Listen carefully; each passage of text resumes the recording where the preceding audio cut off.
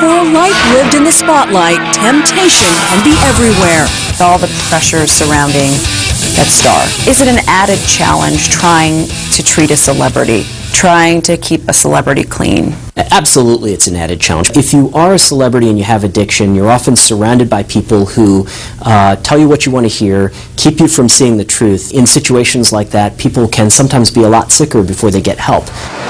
Psychiatrist Dr. Omar Menenjwala is the medical director of the prestigious Hazelden Foundation, an addiction recovery center in Minnesota.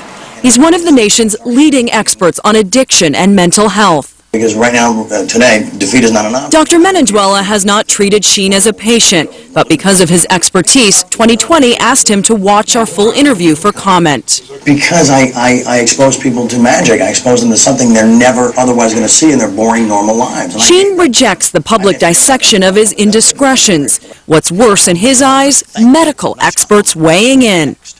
Bring me Dr. Clown Shoes. I mean, who are these people? What right do they have to sit in judgment? You know, these talking heads. I mean, it's not their fault entirely because they've been given a platform. Boom, they believe it. You know, He doesn't like doctors like you. Yeah. He doesn't like people judging him who don't know him. So he would say, what gives you the right to judge me and diagnose me? He's got a point, because the reality is no one should make a diagnosis by watching him on video. But the other thing to say is that for people who have addiction, there can be a real profound sense of distrust of the medical community. We shouldn't expect someone who is suffering from addiction to understand, respect, and trust the medical profession. In fact, the opposite. It's our responsibility in the medical profession to reach out and try to heal those bonds. A lot of people speculating out there about what could be wrong with Charlie Sheen. One of the theories is that he's bipolar. I asked him about that, so let's take a look at that. Some are saying that you're bipolar. wow. And then what? What's the cure? Medicine? Make me like them? Not going to happen. I'm winning. I win here and I win there. Now what? If I'm bipolar, aren't there moments where a guy like crashes and like in the corner like, oh my God, it's all my mom's fault? Shut up. Shut up. Stop. Move forward.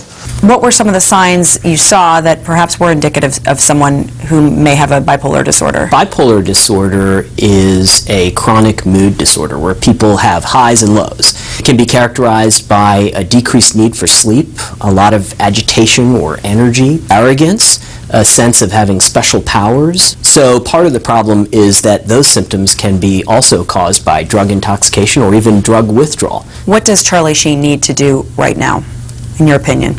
The most important thing to do would be to get an evaluation by a professional. It's important to emphasize that recovery isn't just not using drugs. And so when people suffer from addiction, it's not just the addict who suffers, but everybody is drawn into a chaotic web. Sheen has accepted professional recovery help before. In 1998, he was treated at Promises Rehab Facility in Malibu, California. Shortly after his release, Sheen sat down with Charlie Gibson and championed his newly embraced lessons from recovery. They just teach you about taking the power back, that there is a better way. You don't have to live like you did anymore. How long did it take you to get past the idea that this is a line and really accept the fact that this philosophy could help? About the third month there, it started making sense. I started seeing the progress in others around me, and I started feeling the progress in myself. But the Sheen I met, the Sheen of today, says recovery is in his own hands. Advice to other addicts. I don't know. Fix yourself. Close your eyes. Change your brain.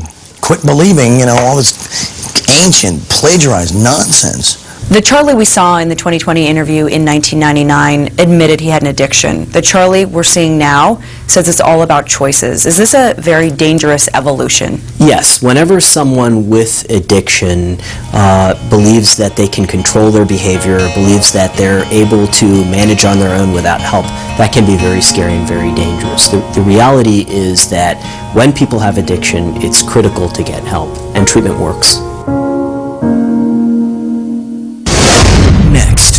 Back to training for his next movie role? Yeah, oh, we're doing Major League 3, absolutely, yeah. Yeah, it's been training like that. I don't have to be in that shape for 2.5 men. When we come back.